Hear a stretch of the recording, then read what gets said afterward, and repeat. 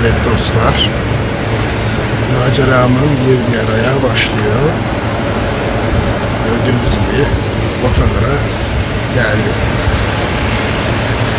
Kavadağ'dayım.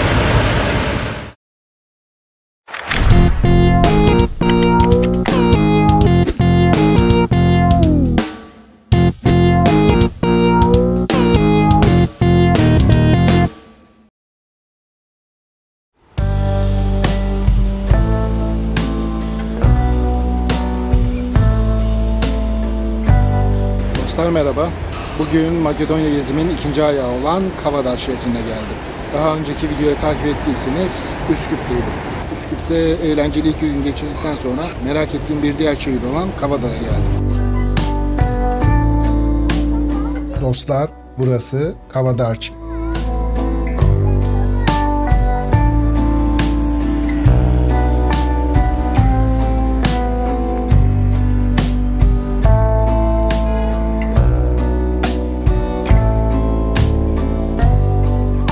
Gördüğünüz alansa Kavadarçı Meydanı.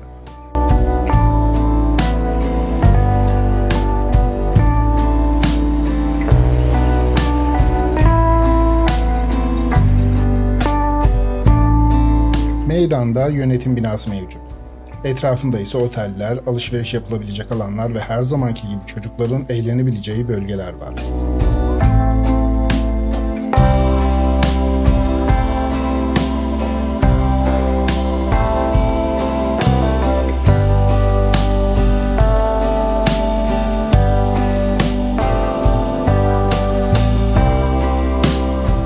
Burası küçük, şirin bir kasaba. Ama çokça bilinmeyen önemli özellikleri mevcut.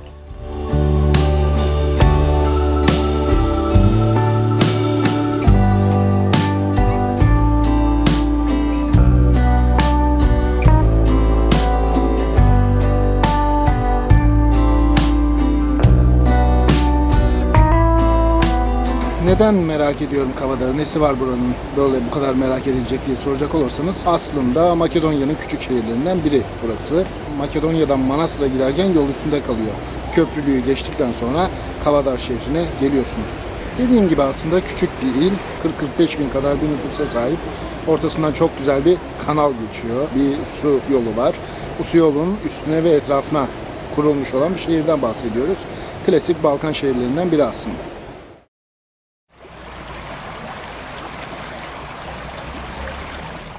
Akan nehrin ismi Ludamara.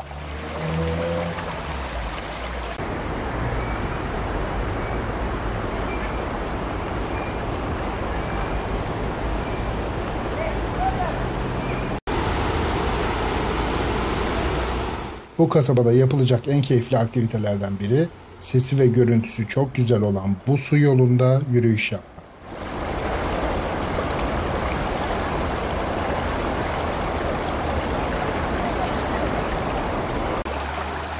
Herhangi bir yaz akşamında hem kafanızı rahatlatacak hem de sizi serinletecek harika bir parkur burası.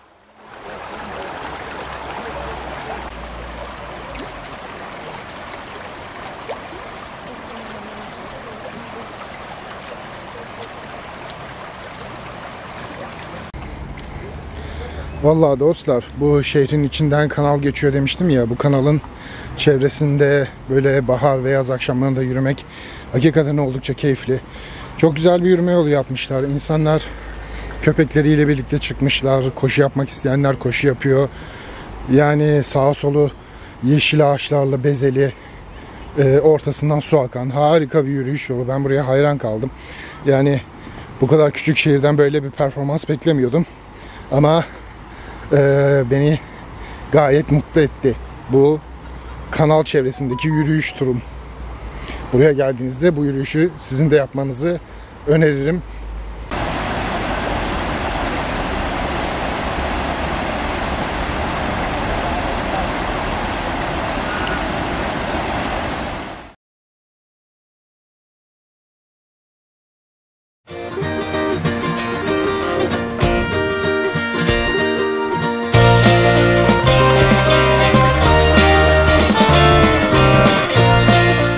Bizim Anadolu'daki kasabalar gibi burada da bir ana cadde ve etrafına kurulmuş şehri görebilirsiniz.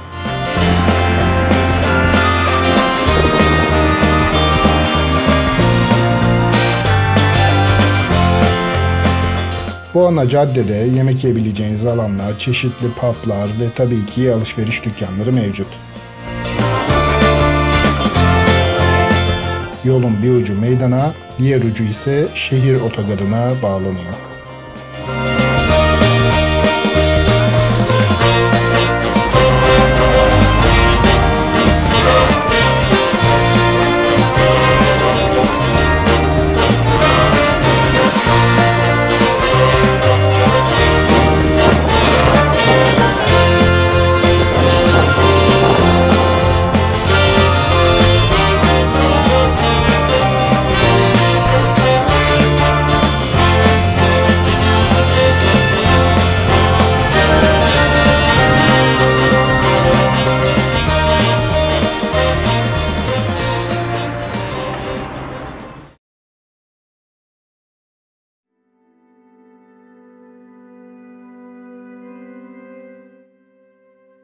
Kavadar'da beni şaşırtan bir hikayeyle karşılaştım. Şehrin müzelerini gezerken Arkeoloji Müzesi girişinde Mustafa Kemal Atatürk'le ilgili bu panoya rastladım. Müze müdüründen aldığım bilgi ise oldukça ilginçti.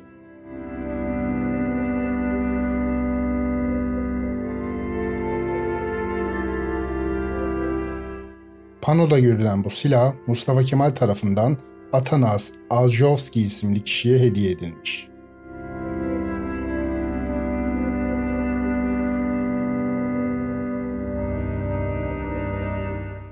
Hediyenin sebebi ise Mustafa Kemal'in bir dönem gizlenmesi gerektiğinde Atanas'ın ona yardım etmesiymiş.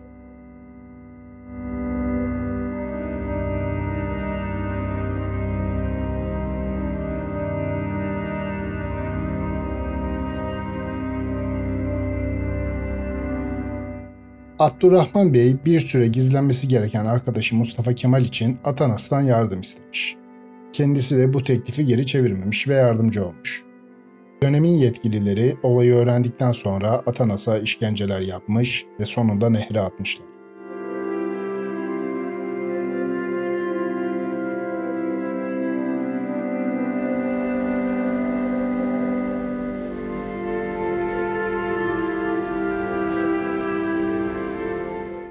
Bir mucize eseri hayatta kalan Atanas'a Mustafa Kemal 1924 yılında bir mektup göndererek Ankara'ya davet etmiş ve sonuç olarak kendisine yardım eden bu kişiyi unutmayan Mustafa Kemal bu silahı kendisine hediye etmiş.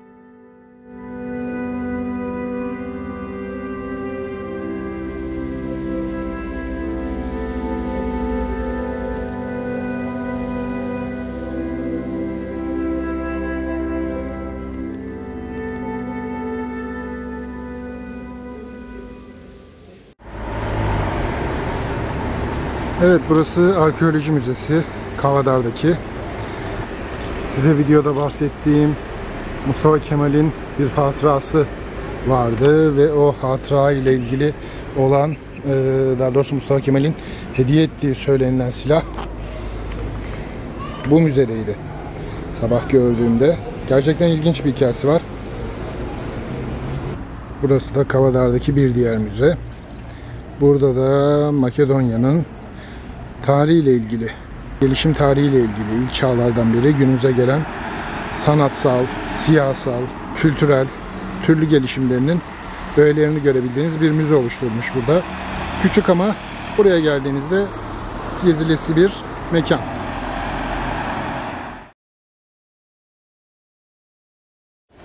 Kavadar yaklaşık 40 bin nüfusa sahip bir Makedon ili ve burada benim yakından tanıdığım bazı arkadaşlarım var. Hem onları ziyaret etmek istedim hem de Kavadar'ı özel kılan önemli bir bilgi var. Biraz bunun peşine düşmek istedim açıkçası. Kavadar ilinde Doğu Avrupa'nın şarap ihtiyacını karşılayan büyük topraklar ve üretim alanları mevcut.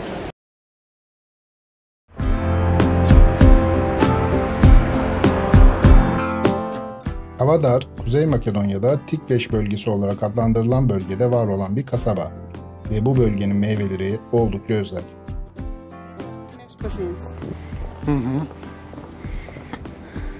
And we have presses to collect the whole liquid from the grape.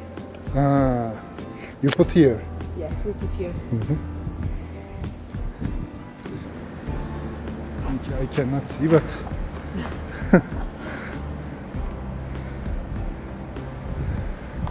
okay, thank you.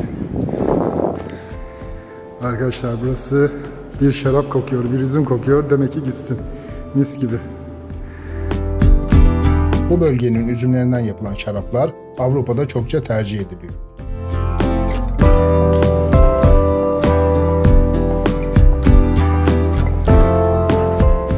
Buna bağlı olarak da şehirde çok sayıda modern şarap üretim tesisleri kurulmuş ve markalar oluşturulmuş.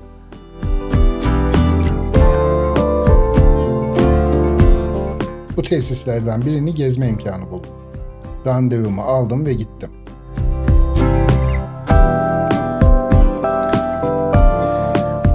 Üzümlerin tarladan getirilmesinden şarap halini alana kadarki tüm süreç bu tesis içerisinde şekilleniyor. Şirket 1885'ten bu yana şarap üretiyor dostlar.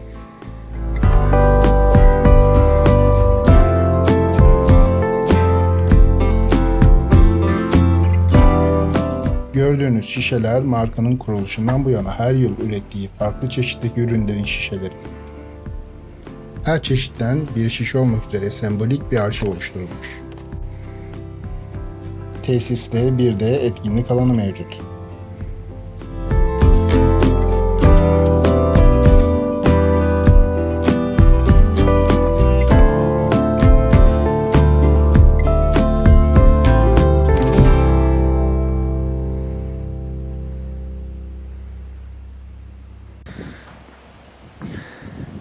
Bunlar da eski makineler. Yine şarap üretimine dair kullanılan eski makineleri de tesisin bahçesinde sergiliyorlar.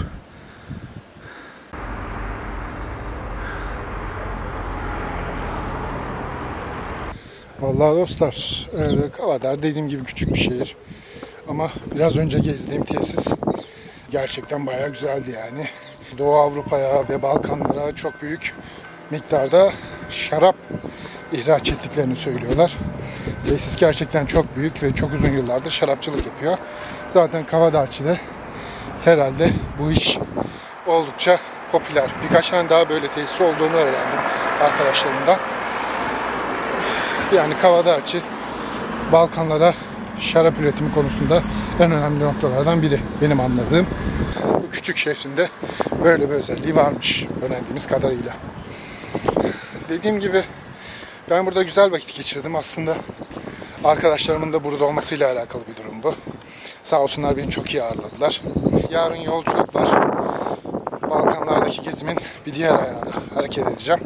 Orada eğlenceli anlar yaşayacağımızı düşünüyorum. Çünkü Ohrid'e gidiyoruz. Büyük ihtimalle Makedonya deyince akla gelen ilk şehirlerden biri olan Ohrid bizi bayağı bir etkileyecek diye tahmin ediyorum. Umarım da öyle olur. Kavadar'daki son gün arkadaşlarımla buluşacağım. Akşam bir veda yemeği yiyeceğiz onlarla. Yarın yolculuk devam ediyor. Durum şimdilik bu. Ohrid'de görüşmek üzere.